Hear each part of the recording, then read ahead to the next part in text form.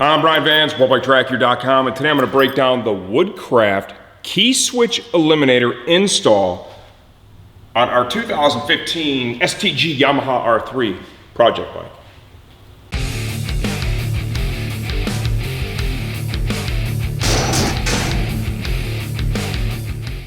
Okay, this is a very track-focused mod. The harness they built, the Key Switch Eliminator harness, allows you to remove your stock ignition switch completely from the triple tree. It's unplugged. The harness effectively jumpers the bike side harness that would plug into this and integrates it with your stock on-off or kill switch, okay? Making this now not just the kill switch, but it's kill and power all in one push on the R3. And then of course you retain the functionality of the starter. Track only. You don't want to do this on a street bike because you'll go inside for your cup of coffee at Starbucks and you'll come out and your motorcycle will most likely be gone when somebody discovers, well, you don't need a key to start it. All you have to do is push the button. So this allows you to get rid of that. It's heavy too. As well as that. No longer needed because we have a gas cap and we have eliminated the harness. This install does require some mechanical knowledge. On this motorcycle, I had to remove the upper fairing. We're going to show you every step. Upper fairing, seat, fuel tank cover. I took the fuel tank, I loosened up all the mounting bolts and I slid it way back. Make sure it's supported well. The reason you have to do that is there is a pocket up here in the front of the frame that holds all of the connectors for the motorcycle wiring harness that you need to access. The ignition switch, as well as the on-off switch, harness connectors are all located in that box, and the best access is really achieved through removing the fuel tank. Once you get that part done, wiring it in, we're going to show you every step of the way, okay? Once you get that done, you then have the joy and pleasure of removing your upper triple, which is not bad, that's easy to do, and drilling out those safety, those anti-theft fasteners they use to hold the ignition switch to the upper triple. That is legitimately the hardest part of this job, in my opinion. And that's not super difficult, but it's going to require good drill bits and a good pair of vice grips. We'll show you those later in the video, because once you have the heads drilled off of those anti-theft fasteners, you're going to find that they used a lot of thread locker connecting this to the upper triple, and you have to have a really solid grip on it in order to be able to break those loose and spin them out all the way. If you like what you see, you're interested in this, you want your bike to do this, and you want to install it yourself, and you want to see the full install, just stay tuned. It's all going to follow this. Okay, in order to install this, we have to get to the connectors. The connectors live in an area right here under the fuel tank. So in order to do this, I have to pull the upper, the seat, the side trim, the fuel tank cover, and the fuel tank. We've already shown a lot of this. Remember, this bike now, this is in race trim. Okay, this bike's, we're converting it all the way to track only now for my little buddy. So we're going to go ahead and finish up the remainder of the track focused modifications here. Now this Key Switch Eliminator is a pretty cool little part, because what my man Eric over at Woodcraft did was he devised a way to use only your stock kill switch and eliminate that big heavy key cylinder, which also eliminates the possibility of forgetting your keys. Start off here with the seat.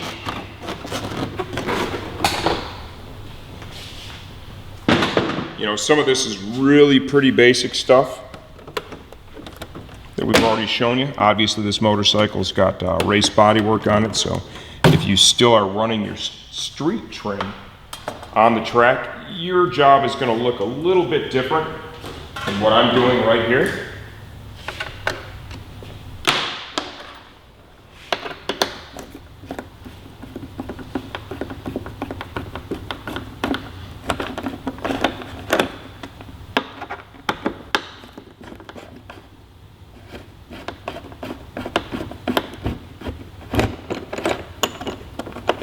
Now realistically, if you're considering installing the Key Switch Eliminator on your bike, you should have the mechanical ability to be able to do things like remove the fuel tank, so on and so forth, because odds are it's a track-only bike if you are moving in that direction. Okay, now onto the fuel tank. This has a plastic cover or a fiberglass cover if you've already replaced it with a race bodywork style tank cover. It covers up the metal fuel tank. Got the 4mm internal hex fastener at the front. A couple more fasteners here towards the back. 8mm hex head.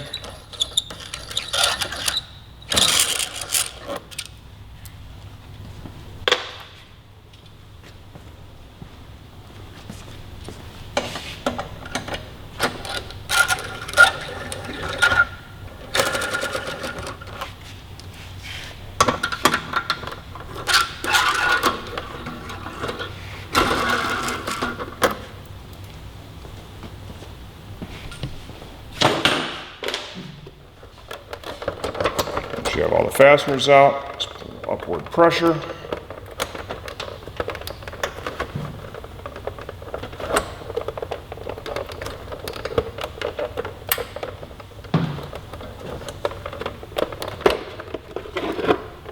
Like so. And now we're down to the metal tank itself. Remove these right here where it bolts to the frame.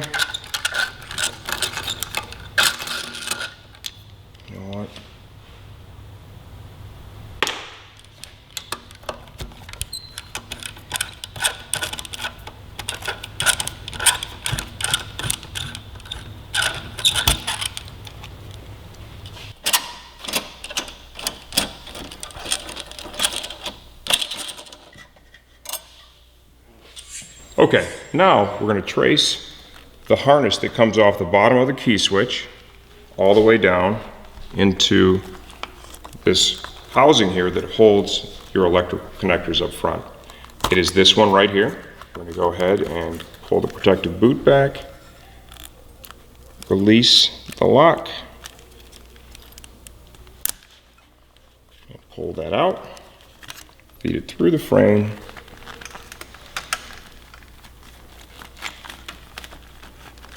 just kind of prepare this for removal. And then once we've done this, fished it through here, we'll be ready to identify the wiring harness for that on-off switch. Okay, like so. They've really got this thing kind of wound up in here.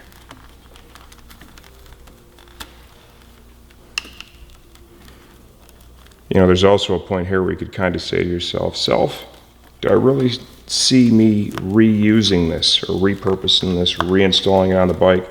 You could even just cut the harness if you want to, I suppose.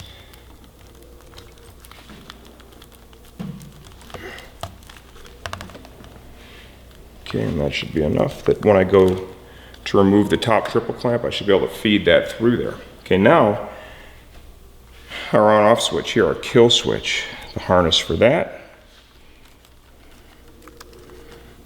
is right here. Okay, so let's expose that. Here is that Woodcraft harness. Okay, now this needs to plug in right here, and that takes place of the ignition switch that was previously plugged in. Slide the protective boot back here. Release the lock, and we'll put the male end into the female of the Woodcraft Eliminator. Male into female of the OE. Make sure everything is engaged properly. Okay, before I really go too much farther, I'm just going to slide my fuel tank back forward. I've not disconnected anything, okay? So this now while it's doing nothing, okay?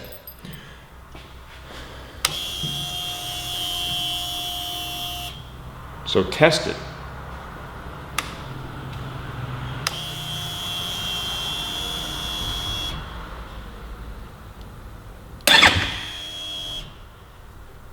We're good to go. It worked.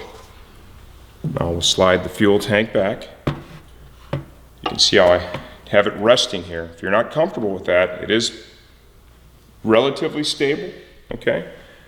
Possible if you nudge it, it could slide off the bike and damage stuff. Best practice would be to either secure it or disconnect all the hoses from it so you can remove it from the motorcycle to eliminate any possibility of that happening, okay? Now, let's go ahead and take a look at what it's going to require for us to get this all tucked away nicely inside of this compartment up here in the front of the frame.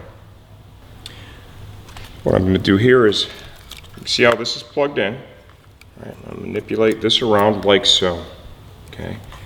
So I can get this compact enough to fit down inside of that compartment without any issue. I'm going to use a cable tie to secure this a little bit.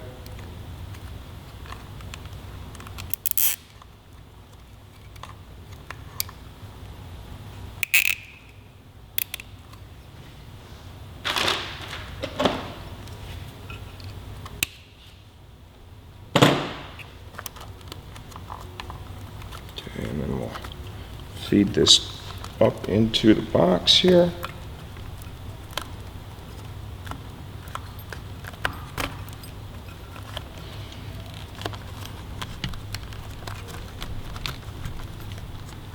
Okay, there you go, and that actually turned out a-okay. Kind of dig that. Slide that through the factory loom that's still there.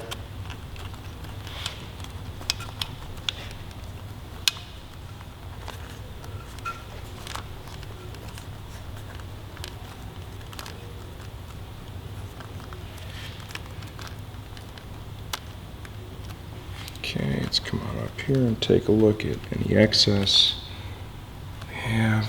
Okay, we'll tighten this up.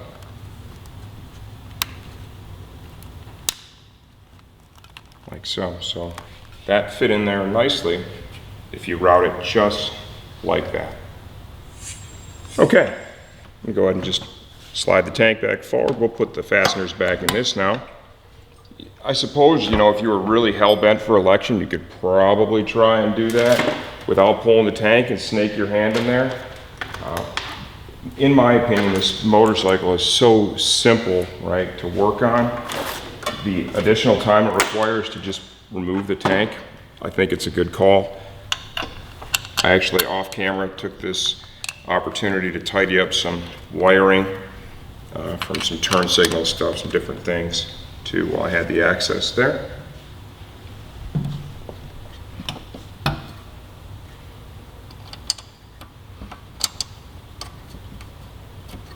It's a great little bike, man. I really enjoy riding this thing. My son really enjoys riding this thing. It's now the tool that I use to get him to do all the things he's supposed to in life. So I've dramatically reduced the amount of pushback. So if you're a parent and you're a rider and you have a kid that wants to ride, I say pull the trigger, get them out there, and then you'll discover what I have. They're like putty in your hands when you have the most important thing in the world to them at your individual control, and they can do nothing about it at all. It's actually a brilliant parenting plan. Okay, now, awesome. So, right, we're wired up, we're good.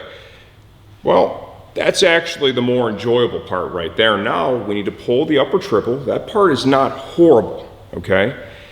But the safety fasteners that hold the ignition switch to the top triple clamp, let me assure you, those aren't a lot of fun. But I'm going to show you how to deal with that as we go through the rest of the install. Okay, first thing I'm going to do, got a 22 mil socket here. Go ahead and break loose that upper triple clamp fastener right there. Okay, then we have two 6 mil fasteners Add 4 tubes.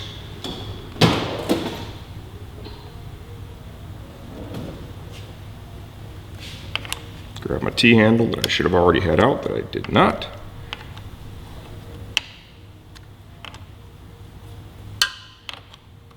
You don't need to pull these fasteners out, but they need to be loose enough that it can easily open up and clear the fork tube.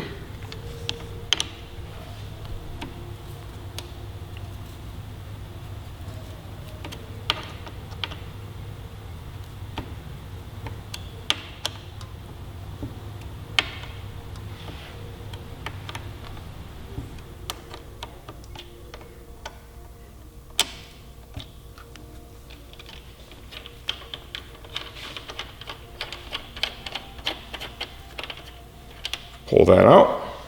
I'm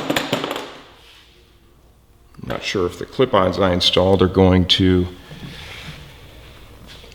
be in the way or not. I think they may just be putting some pressure on it. May make it difficult to get this thing to pass by.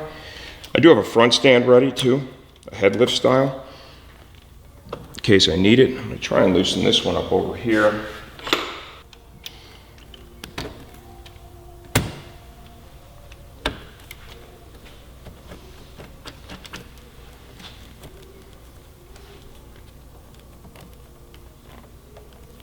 Okay, throttle cables, get these to pass over this bracket.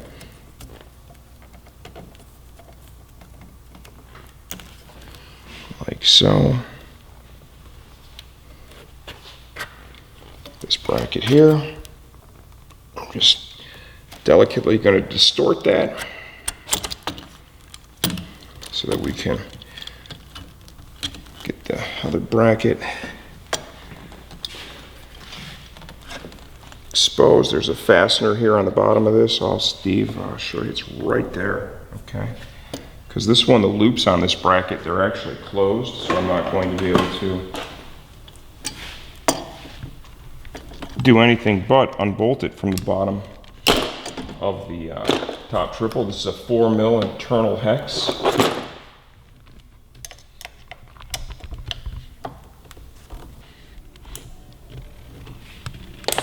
Now, we'll go ahead and feed that ignition switch through the bracket.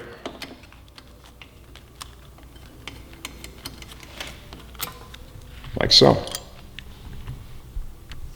Okay, now here comes my absolute favorite part of the job. These are the fasteners that hold the ignition switch to the top triple. Those are anti-theft fasteners.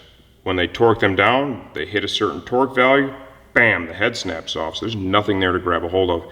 You can drill these out, which is what I'm going to show you, and this is what most people would have, you know, the ability to drill it out, or you could use something like a Dremel or a die grinder to cut the head off and remove that. You know, that's really what I would do if nobody's looking, because the die grinder is going to burn right through all that. It's going to be super quick, air powered with the compressor, love that, but it's not the most realistic solution for everybody else. So we'll go ahead and show you the drill method. You want a bit, say, you know, somewhere around 5/16 would be good. Make sure it's sharp. Secure the triple. Let's get a nice center punch. Try to find the middle of that as best you can. Not sure I can actually see what I'm doing right now. It's not far enough away. Plus Steve is, of course, standing in my light.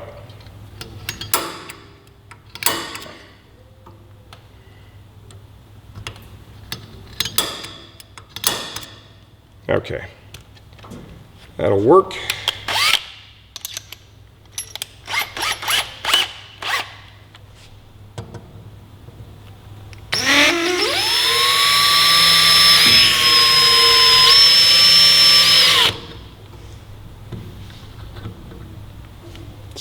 Hopefully we can get this started relatively straight.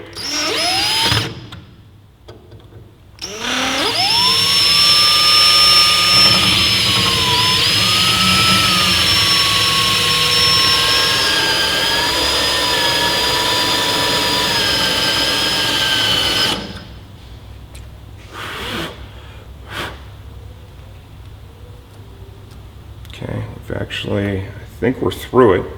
So now let's go ahead and try and get the other side started and drill through that one. What I'll usually do with these is I'll drill down a certain amount and then try to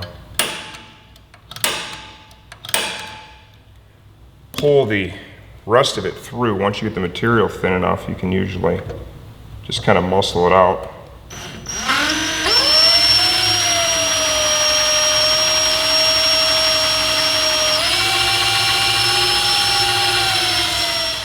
Okay, there you go. You can kind of see the heads are pretty much off, not quite all the way, so we're going to just see if we can't get it moving in the right direction. Rubber mallet. What I'm hoping to do is get a little gap right there, which I did. See if I can't get a flat blade screwdriver in. Oh, look at that. Okay, this side's in good shape. And the other side here, you may have to drill just a touch more. Okay, see this? Yeah, we don't need that anymore. That's now off the bike. You can see what we've got here. Okay, we've just got those two nubs in there. We're going to use vice grips to get those out. Okay, now we're going to remove the fasteners. Now that we've got the tops off, right, we're ready. Let's go ahead and use vice grips. These are not going to be in there super loose. Okay, I want you to expect it's going to be they're going to give you a little fight. So there's quite a bit of factory thread locker there.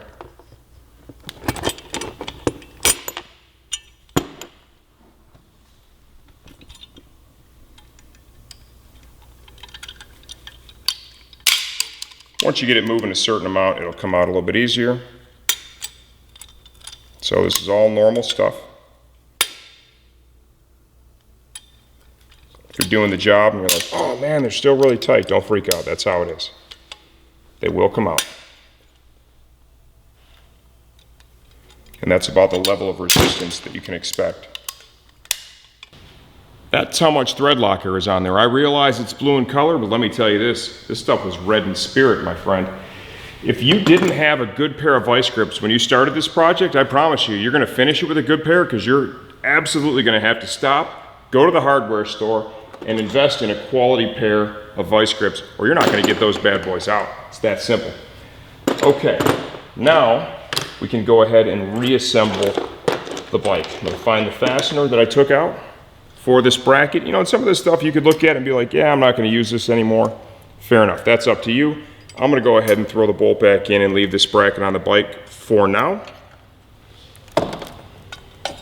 You're going to want to do that before you try to put the triple clamp on, because then remember, if you just throw the triple clamp on the bike and leave this fastener out, you're going to have to sit there and jack around with this quite a bit to get it back in. You don't want to do that. So let's go ahead and just take the time now to get this in there, and then we'll slip the triple over.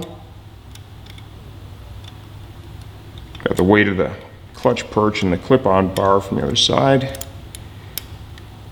working against me. Let's get a couple of threads going. All right, over here. Grab the T-handle.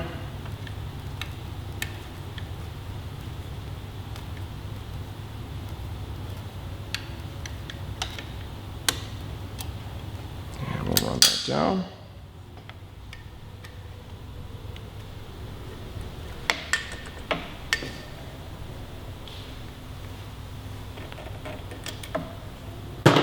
Okay.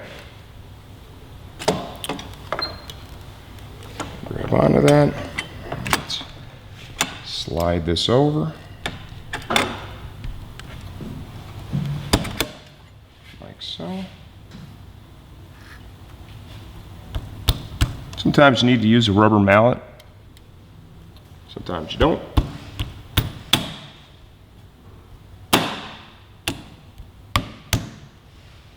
Okay. It's also possible that, you know, the forks, because they were loose, could have a little torque on the bracket, but that is not the case here. So just go ahead and tap that down with your rubber mallet. Not going to put any torque here, just going to thread it in a little bit, like so.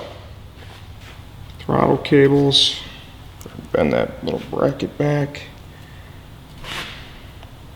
Can slide those over after the fact. Okay, now we're going to put just a little torque now on the steering stem bolt. Want to get that seated.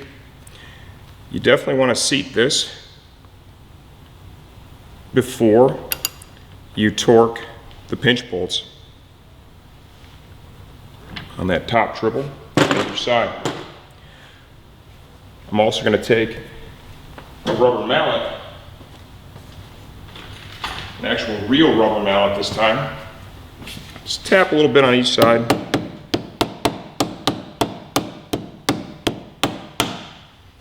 A little vibration goes a long way, just kind of shakes everything up. Helps to make sure that it's all the way down, same position that it was before. If you like to use a torque wrench, I would encourage you to continue doing so. I typically do not.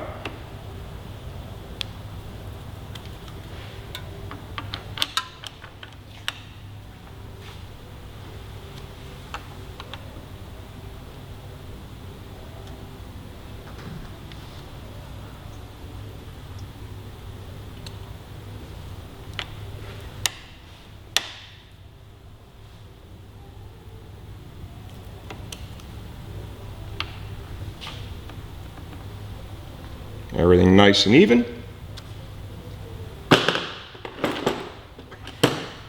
Slide that clip-on tube back in.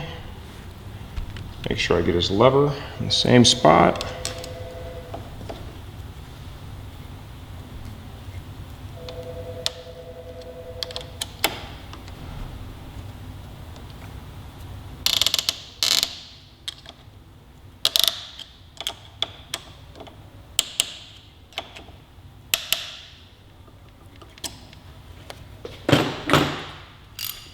Back to the steering stem nut.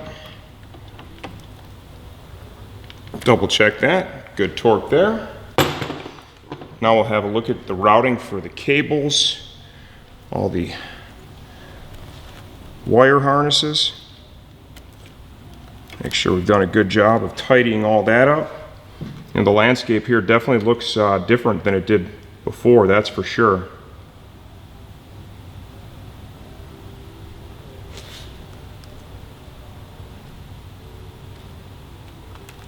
A lot more room and space. There's a little cable tie down here against the frame, but other than that, everything looks good and we're ready to put the bodywork back on the bike.